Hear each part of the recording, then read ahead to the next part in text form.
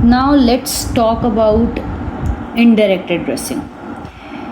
यहाँ पर code exactly वही है, हम 3 नंबर्स को ऐड कर रहे हैं। हमने 3 नंबर्स यहाँ पर डिफाइन कर दिए, एक रिज़ल्ट के लिए हमने मेमोरी लोकेशन एलोकेट कर दिया, ठीक है। अब आपके पास num1 लेबल है जो इसके स्टार्टिंग एड्रेस को होल्ड किए हुए है।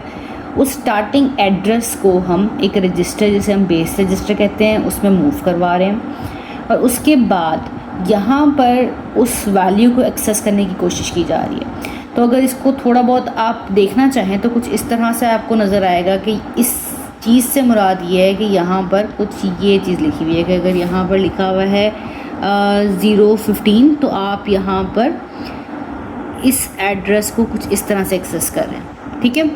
अब BX रजिस्टर के अंदर एक एड्रेस हमने अभी स्टोर करवाया है, जो num1 था उसका एड्रेस यहाँ रखवाया और उसको हम एक्सेस करना चाह रहे हैं। इसको कहते हैं इनडायरेक्ट एड्रेसिंग। इनडायरेक्ट इसलिए कहते हैं कि इसमें हम एक ऑफसेट रजिस्टर इस्तेमाल करें, जिसे हम बेस रजिस्टर कह रहे हैं, बजाय इसके कि हम किसी लेबल को या कोई हार्ड कोडेड वैल्यू को डायरेक्ट एक्सेस करने की कोशिश करें।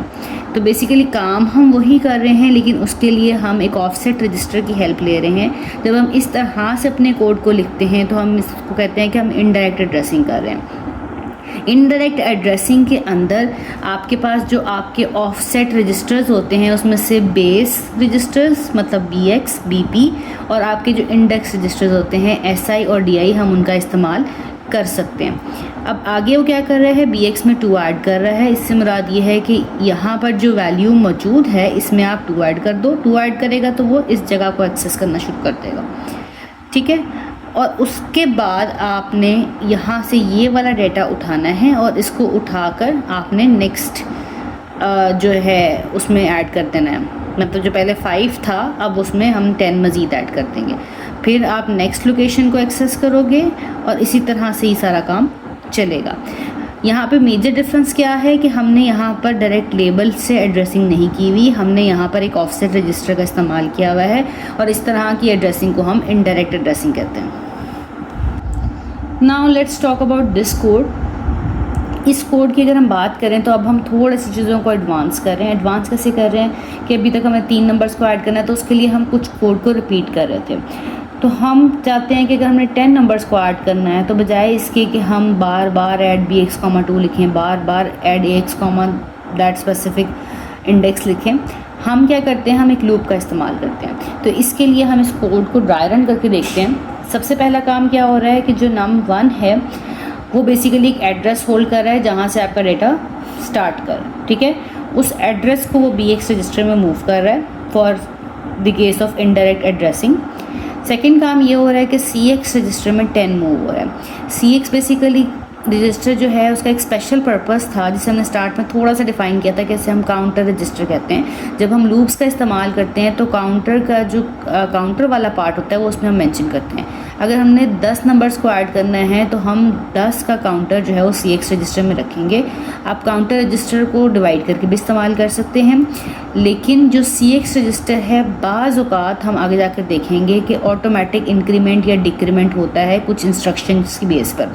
यहाँ पर फ़िलहाल नहीं है, हम CX रजिस्टर को मैनुअली ही हैंडल कर रहे हैं, लेकिन ये बहुत बेहतर अप्रोच होती है कि जब भी आप कोई लूप का काउंटर रखें तो कोशिश करें कि उसको आप CX रजिस्टर में रखें, ताकि जब नेक्स्ट कोई बंदा आपका असेंबली का कोड पढ़े तो उसको कोड समझने में आसानी हो। इसके बाद आप AX रजिस्टर को 0 मूव कर रहे हैं। एक तो गार्बेज रिमूव करने के लिए, दूसरा ये कि जैसा हाई लेवल लैंग्वेजेस में जब हम सम लिखते थे तो हम पहले सम को 0 कर देते थे और ऑनवर्ड लॉजिक क्या लगाते थे, sum is equals to sum plus the next number, ठीक है। तो हम यही काम करने लगे, इस वजह से हमने AX रजिस्टर को 0 कर दिया।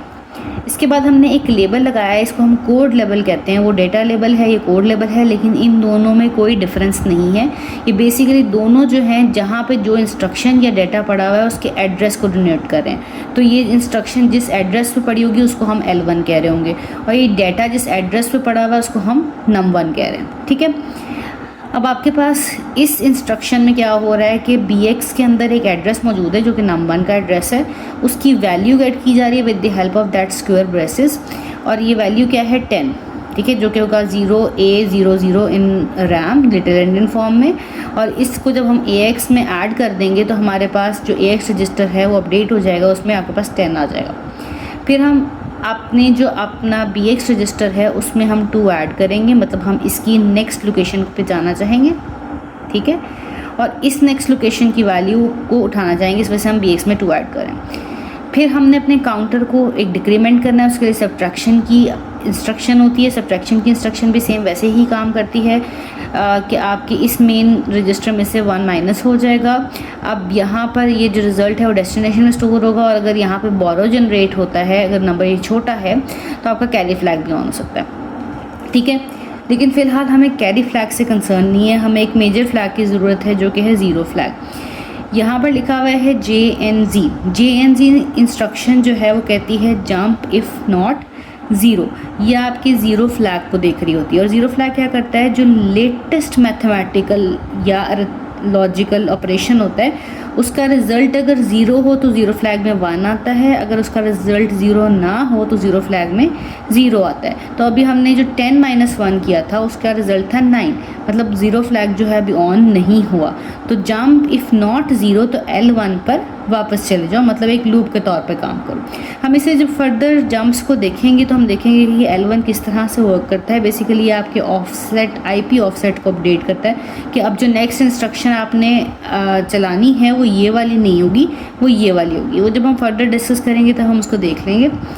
और जब ये 10 टाइम्स लूप चल जाएगा तो आप जब एंड करेंगे तो फिर जो टोटल रिज़ल्ट होगा, जो हम हर दफ़ा AX रजिस्टर में मूव करवा रहे थे, ऐड करवा रहे थे, उसको हम अपनी एक मेमोरी लोकेशन जिसे हमने टोटल कहा हुआ है, उसका लेबल जो है वो टोटल रखा हुआ है, वहाँ पर वो वैल्यू स्टोर करवा देंगे और हमारा प्रोग्राम जो है वो एंड हो जाएगा।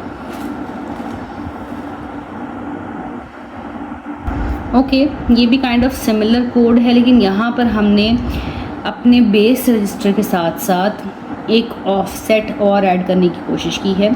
बेसिकली इस केस में ये जो ऑफसेट है ये काइंड ऑफ अ डिस्प्लेसमेंट है, ये एक हार्ड कोडेड वैल्यू है।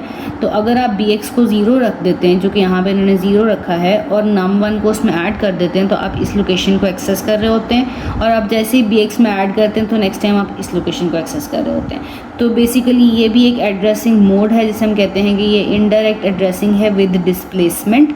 अब यहाँ पर लेबल है, इसको हम डिस्प्लेसमेंट क्यों कह रहे हैं, हार्ड कोडेड वैल्यू नहीं है, तो जहाँ पर लेबल आएगा तो बेसिकली हार्ड कोडेड वैल्यू ही होती है। ओके, थोड़ी सी समरी की बात कर लेते हैं। सबसे पहले जो हमने एड्रेसिंग की टाइप देखी थी वो डायरेक्ट एड्रेसिंग थी, जिसमें हमने लेबल को स्क्वायर ब्रेसेस के थ्रू रिप्रेजेंट करके हम एक वैल्यू के ऊपर गए थे, एक एड्रेस के ऊपर गए थे और वहाँ से हमने वो वैल्यू गेट कर ली थी। इसी तरह हम लेबल के साथ कुछ और हार्ड कोडेड वैल्यू को ऐड कर सकते हैं, इसको हम डिस्प्लेस कर सकते हैं। तो ये जो टाइप है ये आपकी क्या है, डायरेक्ट एड्रेसिंग है। इसके बाद आपके पास हमने BX के थ्रू और BP भी आप इस्तेमाल कर सकते हैं, इनको एज इनडायरेक्ट एड्रेसिंग के लिए हम इस्तेमाल करते हैं। तो आपके पास जब भी बेस की बात हो तो आप इसको ये नाम देंगे कि बेस्ड रजिस्टर इनडायरेक्ट एड्रेसिंग आप कर रहे हैं, ठीक है। और अगर आप बेस्ड रजिस्टर इनडायरेक्ट एड्रेसिंग कर रहे हो विद डिस्प्लेसमेंट, मतलब उसमें कोई हार्ड कोडेड वैल्यू ऐड कर रहे हैं और इस तरह की एड्रेसिंग मोड आपको नज़र आए, तो हम इसको क्या कहेंगे, based register indirect addressing with displacement. आप इंडेक्स रजिस्टर का इस्तेमाल भी कर सकते हैं इनडायरेक्ट एड्रेसिंग के लिए। हमारे पास 2 इंडेक्स रजिस्टर्स अवेलेबल होते हैं और इनको हम क्या कहेंगे, इंडेक्स रजिस्टर इनडायरेक्ट एड्रेसिंग, ये इस मोड का नाम होगा, ठीक है। और अगर आपको इंडेक्स रजिस्टर को विद डिस्प्लेसमेंट करना है तो आप इसको index register indirect addressing with displacement कहेंगे। और अगर आप इस तरह से कुछ काम करना चाहें, एक और एड्रेसिंग मोड अवेलेबल होता है जिसमें आप बेस प्लस इंडेक्स करते हैं और उसको हम कहते हैं base plus index register indirect addressing. इसको हम इस तरह से मेंशन कर सकते हैं, BX plus DI, BX plus SI, इसी तरह BP plus DI and BP plus आपके पास SI। याद रखिएगा कि बेस प्लस बेस कोई एड्रेसिंग मोड नहीं है असम्बली में, और इसी तरह से इंडेक्स प्लस इंडेक्स भी कोई एड्रेसिंग मोड नहीं है असम्बली के अंदर। और अगर आपने इसमें ऑफसेट ऐड करना हो या हार्ड कोडेड वैल्यू ऐड करनी हो, डिस्प्लेसमेंट ऐड करनी हो, तो आप ये काम भी कर सकते हैं बेस प्लस इंडेक्स के अंदर। तो ये आपके पास एड्रेसिंग मोड्स की समरी अवेलेबल है। अब कुछ इनवैलिड चीज़ों के बारे में बात कर लें कि जो ऑफसेट रजिस्टर्स हैं, 4 ऑफसेट रजिस्टर्स, बेस और इंडेक्स रजिस्टर्स जो हैं, उनके अलावा आप किसी भी रजिस्टर के इर्द गिर्द अगर आप स्क्वायर ब्रेसेस लगाएंगे तो वो एक इनवैलिड कमांड होगी। आईपी आप वैसे ही इस्तेमाल नहीं करते, एसपी को भी इस काम के लिए इस्तेमाल नहीं किया जाता, और बाकी जो रजिस्टर्स हैं उनके गिर्द भी आप स्क्वायर ब्रेसेस नहीं लगा सकते, ये इनवैलिड है। इसी तरह आप BX को कम्प्लीटली इस्तेमाल करेंगे, इसको हाफ रजिस्टर के तौर पर इस्तेमाल नहीं कर सकते। इसकी रीज़न ये होती है कि जो आपका एड्रेस होता है, ऑफसेट एड्रेस, वो 16 बिट का होता है, और ये जो रजिस्टर्स हैं, ये हाफ रजिस्टर्स हैं, ये कंप्लीट एड्रेस होल्ड नहीं कर सकते और आप एड्रेस को स्प्लिट नहीं कर सकते। और आपके पास जो भी रजिस्टर्स हों, जिस तरह BX और SI जो हैं, वो दोनों वैलिड हैं, जिसे हम बेस प्लस इंडेक्स एड्रेसिंग कहते हैं, लेकिन वो प्लस है, याद रखिएगा कि इसमें माइनस का साइन हम एड्रेसिंग मोड्स में इस्तेमाल नहीं करते। इसी तरह आप जो है बेस प्लस बेस नहीं कर सकते और इंडेक्स प्लस इंडेक्स नहीं कर सकते। आप सिर्फ इन 4 रजिस्टर्स के गिर्द जो है वो स्क्वायर ब्रेसेस को पुट कर सकते हैं या किसी लेबल के गिर्द पुट कर सकते हैं।